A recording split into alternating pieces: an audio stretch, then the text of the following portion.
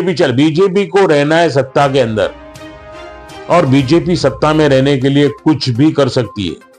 और बीजेपी अगर सत्ता के अंदर में आ गए तो मुसलमानों का खाना खराब है, खाने पर भी हमारी पाबंदी है, हमारी मतलब हम क्या कहाँ जाए, कहाँ नमाज पढ़े, सारी चीज पर हम जब से जमहूरियत, जब से आजाद हुआ देश, ये सारे मसले अभी चालू हुए 2014 के बाद। 2017 में कुछ सुना, ये सारे समाचार और सारी खबरें इंट्रो में थी, लेकिन आपको बताना चाहेंगे डिटेल में कि जनता क्या बोलती है और जनता क्या चाहती है। क्या विधायक अगर ये कैंडिडेट अच्छे होते तो हमारे को खड़े रहने की जरूरत भी नहीं थी। हम चाहते हैं कि भाई नहीं, लेकिन अगर हमारे अंदर सक्षम है, हम इनसे ज्यादा तजुर्बेकार है, हम हमारी कौम के लिए इनसे ज्यादा लड़ सकते हैं, भिड़ सकते हैं, हम जब चाहे तुम्हारे लिए अवेलेबल रह सकते हैं, तुम तुम्हारे घर पे बुलाए तो हम आ सकते हैं। नहीं तो तुम्हारे को अगर वरुण सरदेसाई जीत कर आए तो किले में जाना पड़ेगा, किले के दरवाजे के अंदर नहीं जा सकते तुम, खैरनगर के अंदर में। और क्या चाहती है, क्या विधायक जी जो भावी उम्मीदवार विधायक जी हैं वो ये चाहते हैं, जो बोलते हैं, जो कहते हैं, क्या जनता उस पर एग्री है? क्या जनता वाकई में इस बार वो परिवर्तन चाहती है कि जहां कोई राजनीतिक पार्टी न होकर अपनापन कोई हो, कोई अपना विधायक बने जो अपने पास का हो और जिसके पास हम पहुंच सके? और सवालों के घेरे में एक बड़ी बात, कोल्हापुर में हमारी मस्जिद का मामला जो आया, इसको शहीद करने की कोशिश करी गई, और दिगर महाराष्ट्र के अंदर में जिधर भी हादसे हो रहे हैं, यूबीटी की तरफ से कोई स्टेटमेंट आता नहीं है। ये लोग खाली हमारे को वोट, मतलब ऐसा है कि पीछे की तरफ से वोट हमारा ले रहे और ये लोग बीजेपी में जाने वाले। ये बात खाली मेरे कौम के समझ में आ जावे बस, तो अभी आपका जो बात हम पहुंच सके। और सवालों के घेरे में एक बड़ी बात पेचीदा आती है कि भावी आमदार ने एक बात और कहा है कि उन्होंने कहा कि अब राजनीतिक पार्टियां तो एक बिजनेस कंपनियां बन चुकी हैं और ये बिजनेस कंपनियों के अलग अलग लोग अलग अलग तरीके से मिलजुल कर जनता को लूटने का प्रयास कर रहे हैं। कब कौन किसके साथ शामिल हो जाएगा सरकार बनाने के लिए कुछ अता पता नहीं है। ऐसे में किसी राजनीतिक पार्टी के दामन उन्होंने थामना बेहतर नहीं समझा और उन्होंने खुद को अपक्ष रहना बेहतर समझा। तो क्या आने वाले, दूसरा मेरा सवाल उद्धव ठाकरे साहब से ये है कि जब ये रामगिरी वाला मसला हुआ, उसने हमारे रसूल के खिलाफ जो बात किया, तो वहां पर अजीत दादा पवार ने भी उनका सत्कार किया, मिला, और तुम्हारा शिंदे साहब ने भी उनका सत्कार किए, मिले, और तुम्हारा बीजेपी तो उनकी ही है। उद्धव ठाकरे साहब ने जब सेक्युलर का चोला पहने तो हमारे रसूल के खिलाफ में जब उन्हें स्टेटमेंट दिए तो उनको एक स्टेटमेंट तो देना चाहिए। तो क्या आने वाले चुनाव में जो सही मायने में धर्मनिरपेक्ष लोग हैं या फिर जातिवाद नहीं पसंद करते, क्या वो लोग रियल में अब अपक्ष का ही सहारा लेंगे? ये बहुत बड़ा मामला आने वाला है सामने। जिस प्रकार से राजनीतिक 2017 में इनका 18 में पहला स्टेटमेंट आया था कि मैं ट्रिपल तलाक वाला, मैं 4 साल बीजेपी में भी रह के देखा। मैं बीजेपी में महाराष्ट्र का अध्यक्ष था वातुक सेना का, लेकिन मैंने देखा है लोग जो है जब मुसलमानों के ऊपर में वार करना चालू किए तो मतलब खुले दुश्मन।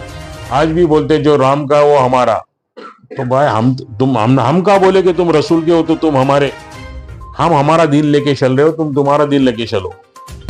आने वाला है सामने, क्योंकि जिस प्रकार से राजनीतिक दल अलग अलग होकर के चुनाव के समय एक होते हैं और फिर चुनाव में जब सरकारें नहीं बन पाती हैं तो फिर वो लोग अलग अलग टुकड़ों में बढ़ जाते हैं। कौन सा विधायक किसके साथ जाएगा, कौन सा किसके साथ खड़ा हो जाता है और सरकार फिर से बना ली जाती है। जनता ने जिन मुद्दों पर बाबा सिद्दीकी साहब के जो लड़के हैं वो भी 4.5 साल इधर कुछ नहीं किए। लास्ट में जब मामला आया तो वो अपने प्राइवेट फंड से काम करना चालू कर, और उनका 2 दिन पहले का स्टेटमेंट है मदनी कॉम्प्लेक्स में कि कांग्रेस पार्टी ने मुझे फंड नहीं दिया और सरकार फिर से बना ली जाती है। जनता ने जिन मुद्दों पर वोट दिया है वो मुद्दे को छोड़कर वो अपने दुश्मन के साथ हाथ मिला लेता है सरकार बनाने के लिए और कुर्सी हासिल करने के लिए। तो ऐसे में क्या वाकई में आम जनता के लिए ये पहला पड़ाव होगा? बांद्रा में 176 विधानसभा का अपक्ष उम्मीदवार क्या वाकई में एक मिसाल बनेगा जनता के लिए? बहुत कुछ जानेंगे अगली खबर में हम। देखते रहिए इंकलाब न्यूज़ लाइव, मैं फारूक शाह। ये जो माहौल है, ये माहौल अभी ऐसा बना हुआ है कि ये 2 दिन पहले से स्टेटमेंट देना चालू कर दिए कि भाई मस्जिद में घुस कर मारेंगे। लाउड स्पीकर का मामला आ गया, और सब में बड़ी बात है, रामगिरी महाराज हो या और भी हर जगह मुसलमान मार खा रहा है बीजेपी की वजह से। और ये हर मुसलमान को पता चल गया है कि बीजेपी जो है मुसलमानों की खुली दुश्मन। अब जो दुश्मन का दोस्त है वो दोस्त दुश्मन ही है।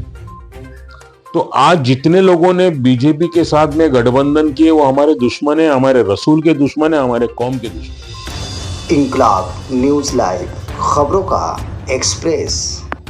नमस्कार दोस्तों, आप देख रहे हैं इंकलाब न्यूज लाइव में फारूक शाह। सिटी सर्वे की रिपोर्ट में इस वक्त मैं बांद्रा में हूं। बांद्रा ईस्ट में विधानसभा 176 और विधानसभा 176 में कई नामचीन चेहरे शामिल हैं।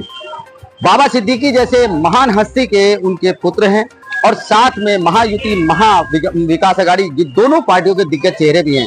लेकिन ऐसे में एक चेहरा जो जाना पहचाना है, 25 सालों का तजुर्बा रखने वाला राजनीति में, और वो अपक्ष है।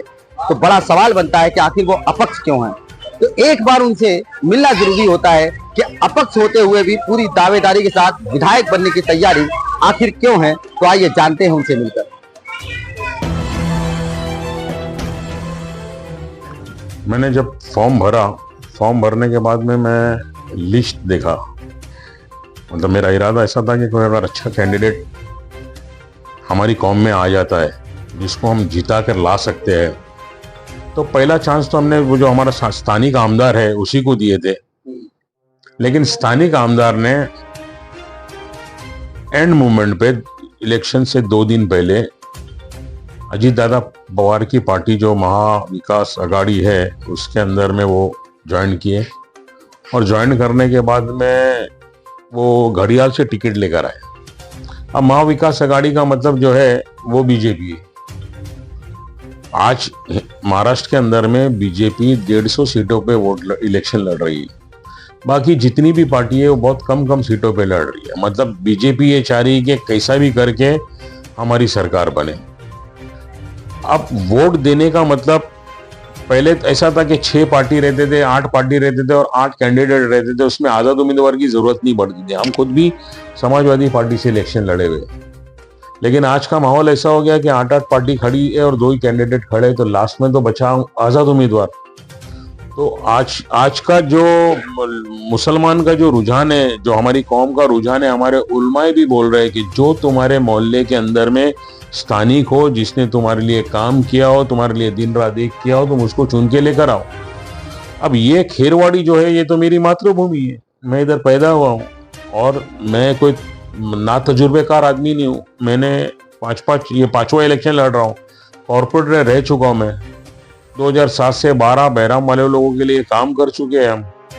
दूसरा इलेक्शन हमको साजिश करके हराया गया है, हम वोटों की गिनती में अप ही थे। देखो, पार्टी तो अभी ना मंडी हो गई है, मंडी जो भाव लगा रहा है उसका। तो आज अभी मैं कल भी एक इंटरव्यू दिया, ये बोल रहा हूँ कि शिवसेना जो है अभी महायुति टूटेगी एंड तक आया था। अब इलेक्शन के बाद में अगर बीजेपी को नंबर बढ़ के मिले, क्योंकि बीजेपी ने ऐसी साजिश की है कि शिंदे वाले को भी उन लोगों ने 2 कैंडिडेट दे दिए कि हरा देवे। ये हम राजनीतिक लोग हैं, हमको पता है चल रहा है। तो बीजेपी चाह रही है कि हमारे नंबर बढ़े और इनके नंबर घटे। अब इनके नंबर घटे और बढ़े तो फिर बचती कौन है? उद्धव ठाकरे की सेना। उद्धव ठाकरे की सेना अगर नंबर बढ़कर आती है और इनको मिनिस्ट्री वगैरह मिल जाती है, या चीफ मिनिस्टर या डेप्यूटी, जैसा भी बीजेपी बात आती है कि 18 कंपनियों, 18 ब्रांड बनी हुई जो राजनीतिक पार्टी हैं, सीधा आप उनको आईना दिखाना चाहते हैं कि ये किसी के नहीं है और ये मंडी हो चुकी है। देखो, मैं पूरे महाराष्ट्र में तो यही मैसेज रहेगा, लेकिन मैं मेरे इलाके के अंदर मैं बोल रहा हूँ कि मेरे जो इलाके के कैंडिडेट है वो वरुण सरदेसाई जो है, वो उद्धव ठाकरे साहब की बीवी की बहन के बच्चे।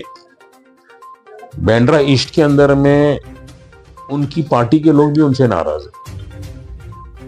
हमारे चैनल PTV 9 न्यूज और इंकलाब न्यूज लाइव के माध्यम से अपनी जनता को क्या मैसेज देना चाहेंगे? मैं ये मैसेज दूंगा कि हर बार बटे थे इसलिए कटे। अब एक हो जाओ, अपना रहबर लेकर आओ। अपना कौन है ये पूछते थे, मैं आ गया अपना तुम्हारा, तुम्हारे लिए आ गया, तुम्हारे लिए काम करने के लिए आ गया और तुम्हारे लिए लड़ने भिड़ने के लिए आ गया। चाहे कोई भी ताकत हो, लेकिन तुम लोग मेरे को ताकत दो तो मैं इनकी ईंट से ईंट बजा दूं। फिलहाल तो आपने जो अभी कुछ सुना, ये सारे समाचार और सारी खबरें इंट्रो में थी, लेकिन आपको बताना चाहेंगे डिटेल में कि जनता क्या बोलती है। और जनता क्या चाहती है। क्या विधायक जी जो भावी उम्मीदवार विधायक जी हैं वो ये चाहते हैं, जो बोलते हैं, जो कहते हैं, क्या जनता उस पर एग्री है? क्या जनता वाकई में इस बार वो परिवर्तन चाहती है कि जहां कोई राजनीतिक पार्टी न होकर अपनापन कोई हो, कोई अपना विधायक बने जो अपने पास का हो और जिसके पास हम पहुंच सकें। और सवालों के घेरे में एक बड़ी बात पेचीदा आती है कि भावी आमदार ने एक बात और कहा है कि उन्होंने कहा कि अब राजनीतिक पार्टियां तो एक बिजनेस कंपनियां बन चुकी हैं और ये बिजनेस कंपनियों के अलग अलग लोग अलग अलग तरीके से मिलजुल कर जनता को लूटने का प्रयास कर रहे हैं। कब कौन किसके साथ शामिल हो जाएगा सरकार बनाने के लिए कुछ अता पता नहीं है। ऐसे में किसी राजनीतिक पार्टी के दामन उन्होंने थामना बेहतर नहीं समझा और उन्होंने खुद को अपक्ष रहना बेहतर समझा। तो क्या आने वाले चुनाव में जो सही मायने में धर्मनिरपेक्ष लोग हैं या फिर जातिवाद नहीं पसंद करते, क्या वो लोग रियल में अब अपक्ष का ही सहारा लेंगे? ये बहुत बड़ा मामला आने वाला है सामने, क्योंकि जिस प्रकार से राजनीतिक दल अलग अलग होकर के चुनाव के समय एक होते हैं और फिर चुनाव में जब सरकारें नहीं बन पाती हैं तो फिर वो लोग अलग अलग टुकड़ों में बढ़ जाते हैं। कौन सा विधायक किसके साथ जाएगा, कौन सा किसके साथ खड़ा हो जाता है और सरकार फिर से बना ली जाती है। जनता ने जिन मुद्दों पर वोट दिया है वो मुद्दे को छोड़कर वो अपने दुश्मन के साथ हाथ मिला लेता है सरकार बनाने के लिए और कुर्सी हासिल करने के लिए। तो ऐसे में क्या वाकई में आम जनता के लिए ये पहला पड़ाव होगा? बांद्रा में 176 विधानसभा का अपक्ष उम्मीदवार क्या वाकई में एक मिसाल बनेगा जनता के लिए? बहुत कुछ जानेंगे अगली खबर में हम। देखते रहिए इंकलाब न्यूज़ लाइव। मैं फारूक साहब।